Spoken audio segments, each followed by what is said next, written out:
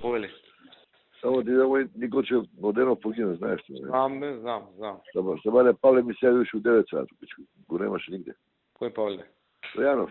Па жали ли за него, што? Не бе, жена му се јавила, пријатели биле, ама ја барала министарка да не може да ја најде, па ја пушти луѓе да го лоцираме, знаеш како е, пошто никој не знаеше каде е, у 12 сат во открија дека е. А каде бе паднал он Мендек? Кај клучката хиподром. Ама многу брзо возил да ми кажа мене.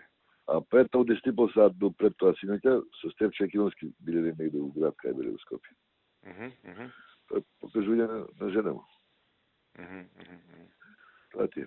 А што, не можеле да го најдат, толку никој не го видел дека се тумбал? Никој не го видел. Па жена му прашувала, ваму таму кај Павле, кај министерката на наша и после го лоцира, и така. По телефонот го лоцира се? Да. Со телефонот, а? Да. Иначе не може да го најдеш у пичку. Не може да најдеш пичку. Да, бе, мајко му. Дај Бог да прости. Што пиш? Бог да го прости, ама зол човек беше. Знам. Па сега, што да ти кажам? Знам. Што да ти кажам? Не беше како што треба. Знам. Не беше коректен човек. Те знам. Тропаше глупости. А и рекетар беше, рекетар, новидарски рекетар, тие се најопасни тие. Така. Значи, кај клучката каде? Хиподром. Хиподром, а?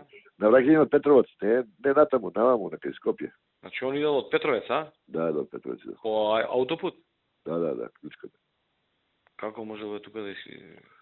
И не ми јасно нешто. 30 метра летал па на кров, падал нешто. Не знам, не сум на лице место. А он доаѓал од некаде? Од кај доаѓал? Од Петровец или од Велес, не знам каде. Велес доаѓал. И на клучката кај што се врти за Скопје? Да, лево, знаеш, на полулево што е, знаеш, кај кружниот тек што е патот. Аха. И тука летал 30 метра.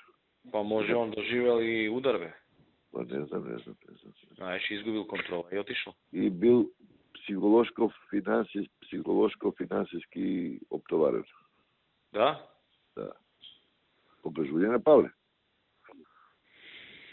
Добро, брат. Да се живи. Ајде така.